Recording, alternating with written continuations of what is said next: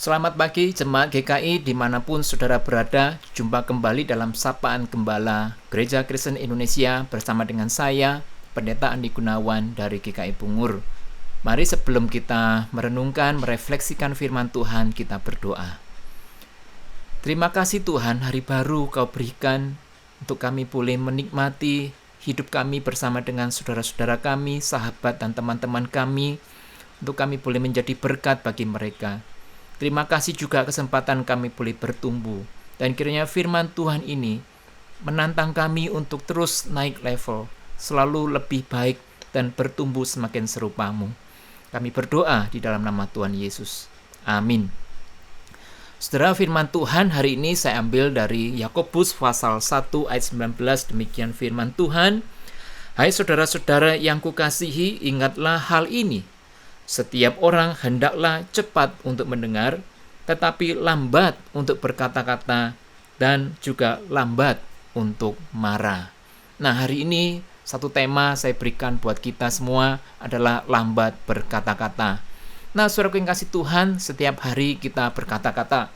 Apalagi saya sebagai seorang pendeta, sering berkata-kata, sering berkhotbah, mengajar, memberikan nasihat, dan lain-lain. Nah, saudaraku, seringkali kita harus mengakui bahwa perkataan kita tidak sempurna, bahkan buruk, tidak tepat, tidak patut, dan tidak pantas untuk diucapkan. Bahkan dalam masa pandemi ini, suami istri, orang tua, anak seringkali harus bersama-sama di rumah, dan itu membuat perkataan-perkataan kita juga semakin kita sering sampaikan kepada mereka. Dan itu semakin banyak kata-kata yang kita sampaikan, semakin banyak kemungkinan kita salah di dalam berkata-kata. Nah, saudaraku yang kasih Tuhan, lalu bagaimana mencegah kita melakukan kesalahan saat kita menggunakan kata-kata kita? Tips yang sederhana tetapi sulit untuk kita lakukan, yaitu lambat berkata-kata. Lambat berkata-kata. Nah, firman Tuhan dalam Yakobus tadi dikatakan setiap orang hendaklah lambat untuk berkata-kata dan juga lambat untuk marah. Ini sesuatu yang sederhana. Tetapi saudara dan saya setiap hari kita mengalami kesulitan untuk melakukan firman Tuhan ini di dalam kehidupan kita sehari-hari. Nah, saudaraku, ada satu peristiwa di dalam Alkitab yang menunjukkan ketergesa-gesaan di dalam berkata-kata yang membuat akibatnya sangatlah fatal, yaitu kasus antara Daud dan Mikal. Mungkin ini tidak banyak kita pahami atau kita kenali, tetapi ini menarik sekali, saudara yang kasih Tuhan. Seorang bernama Mikal, putri dari Raja Saul, jatuh cinta kepada seorang pemuda bernama Daud. Nah, pada waktu itu Daud masih belum apa-apa, barulah seorang gembala, dan juga dia sering diminta untuk berperang dan mengalahkan banyak musuhnya. Nah, saudara yang kasih Tuhan, tetapi kemudian dilanjutkan bahwa ketika Daud tertarik juga pada Mikal, Daud bahkan demi cintanya, saudara, mempertaruhkan nyawanya, membunuh 200 orang Filistin untuk mendapatkan seorang gadis yang bernama Mikal. Jadi mereka adalah dua pribadi yang saling mencintai. Nah, lalu ketika Daud tidak disukai, dimusuhi, bahkan mau dibunuh oleh Saul, ayah dari Mikal, si Mikal malah membela Daud ini supaya Daud ini tidak mati. Nah, saudara kasih Tuhan, di dalam masa permusuhan antara Saul dan Daud, Saul melakukan satu hal yang sangat tidak menyenangkan bagi hati Daud, yaitu apa, saudaraku? Raja Saul menjadikan Mikal menjadi istri dari Palti, menjadi istri dari orang asing. Nah, saudaraku, tetapi ketika Daud sukses menjadi seorang raja menggantikan Saul, di situ, saudara, karena cintanya, maka Daud kemudian mengambil kembali Mikal menjadi istrinya. Ya, saudaraku, ini kisah cinta yang luar biasa. Sepasang laki-laki dan perempuan saling mencintai.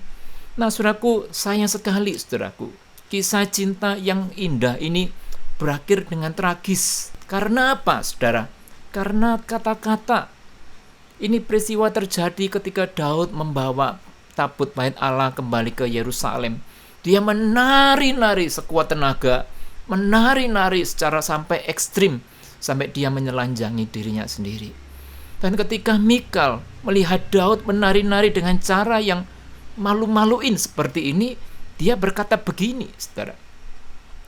Betapa raja orang Israel yang menelanjangi dirinya pada hari ini di depan mata budak-budak perempuan dan para hambanya, merasa dirinya terhormat pada hari ini seperti orang hina dengan tidak malu-malu menelanjangi dirinya.